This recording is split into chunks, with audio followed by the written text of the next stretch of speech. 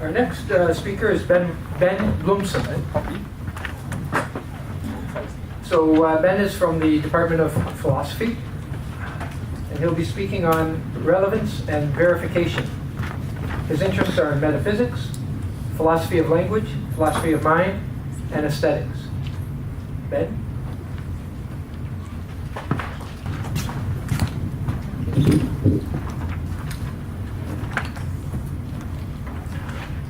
Okay, thank you for having me. This talk has 3 parts. So the talk is about verificationism.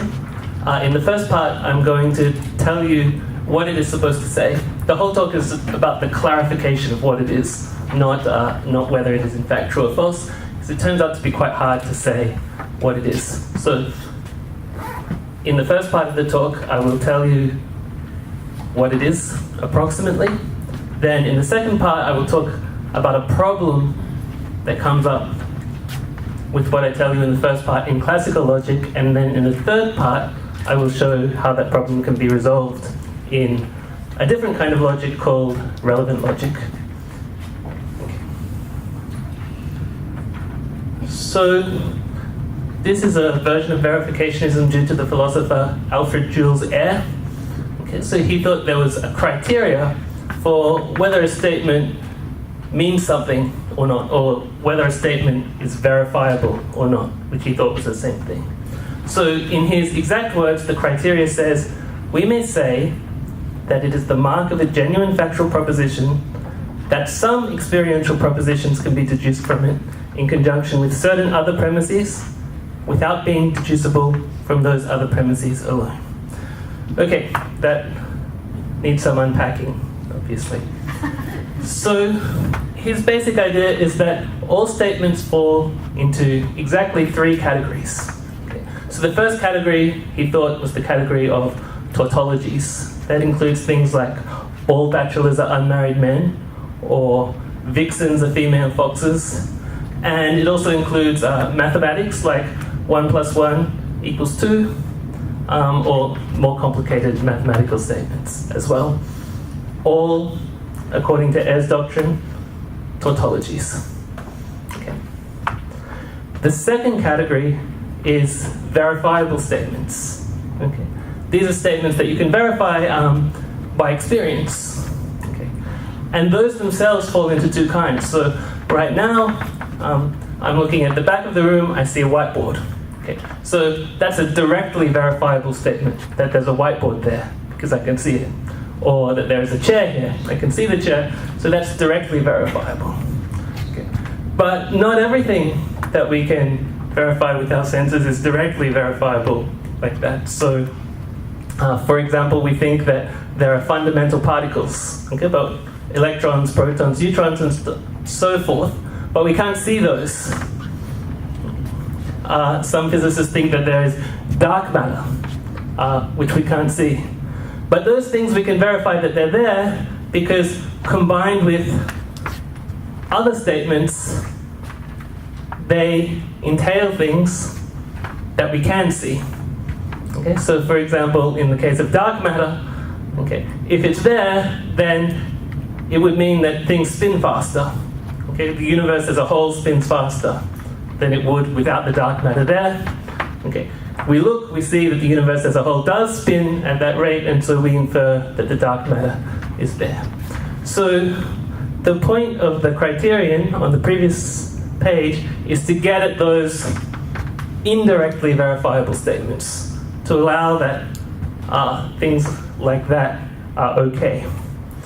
Okay, so the experiential propositions mentioned here, they're the same as the ones that are directly observable, like there's a chair there.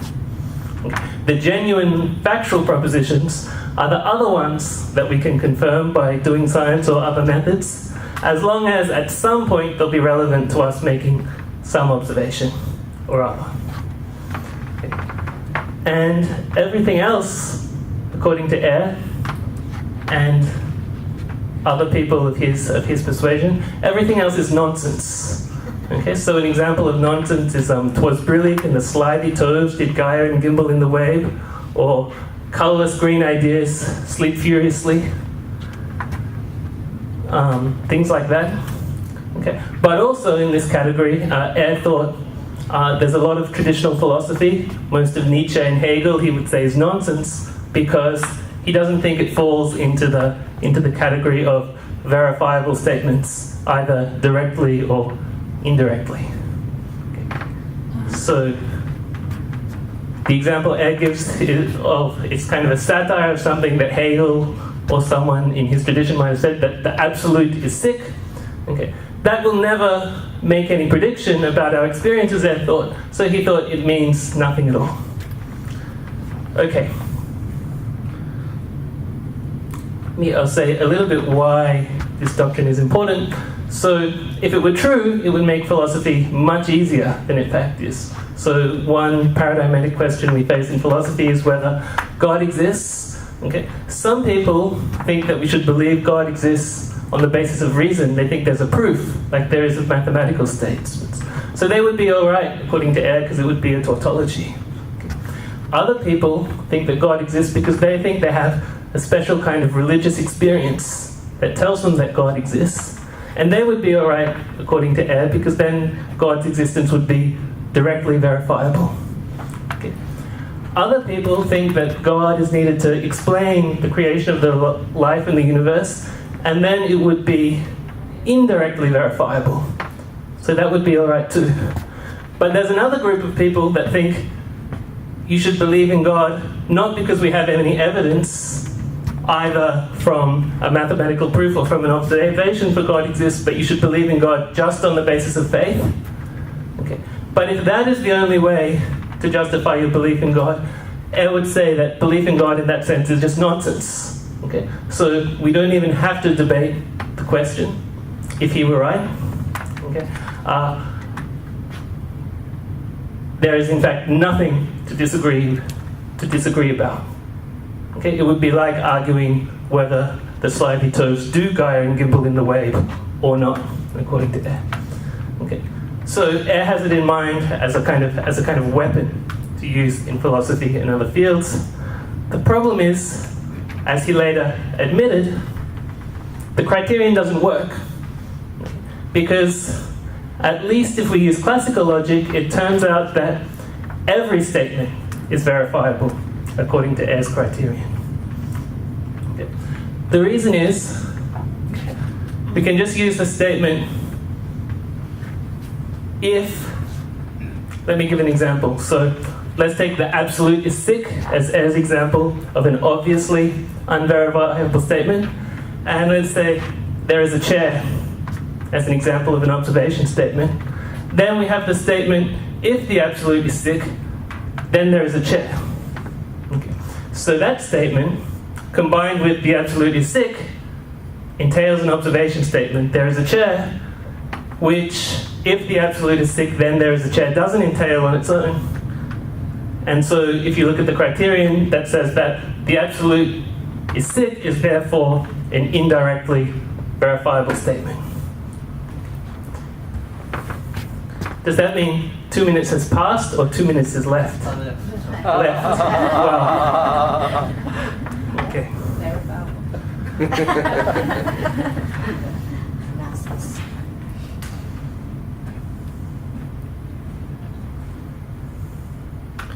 So I said this talk has 3 parts. That was false. This talk has 1 part.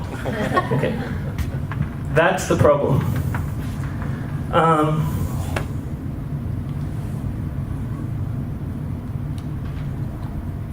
I won't go into how the problem arises because of a certain feature of classical logic, or how it can be solved with a certain feature of relevant logic.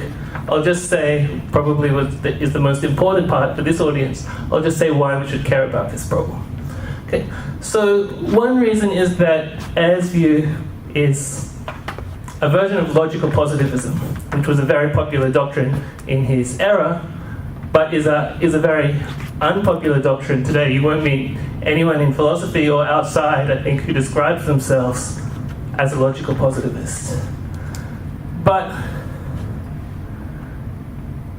even though no one describes themselves that way, the influence of the ideas is still very strong. So surprised to see it mentioned this morning kind of as a source of Eurocentrism, and I'm not sure to what degree that is true, but very often people use this kind of weapon or form of argument that Ayer was trying to make as a way of dismissing certain ideas without realizing that they're leaning on a positive doctrine when they do so.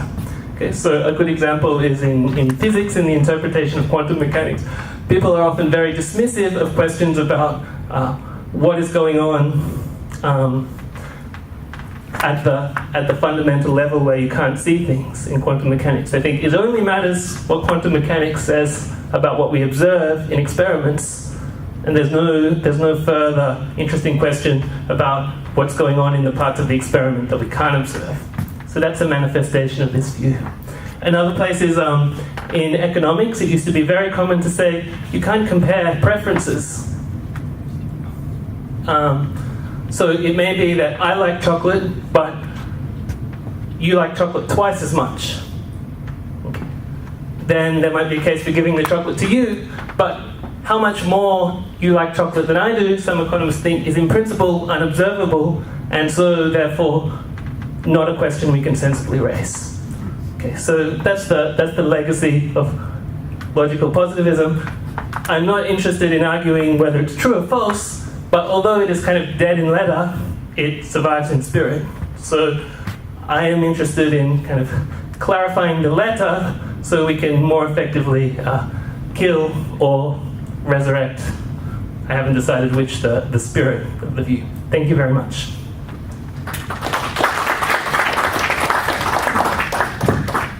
Okay, let's see what kind of questions about logical positivism we have here.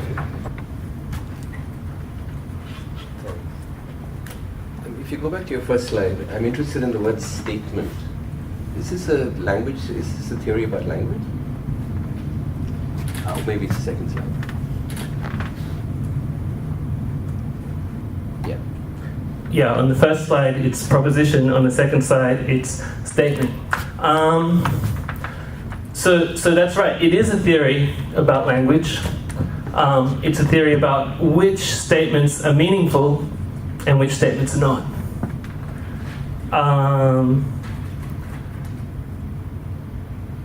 The prevailing view of the time, which is no longer our view, was that in fact all philosophical questions are really questions about language, and so they can be resolved by analyzing language, effectively doing linguistics instead of whatever traditional method you would have used for philosophy. So yes, the answer is yes, it's about language.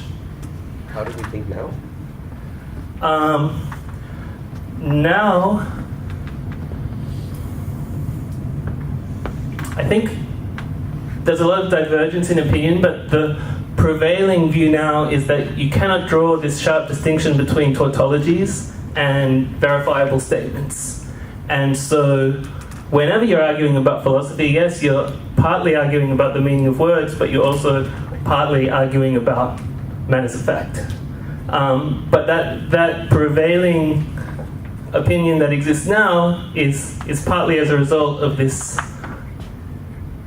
supposed problem with Ayer's criterion, and there are several other criterions proposed at the time which have very similar issues structurally. We should do something. Is that a kind of nonsense? That we should eat vegetables every day?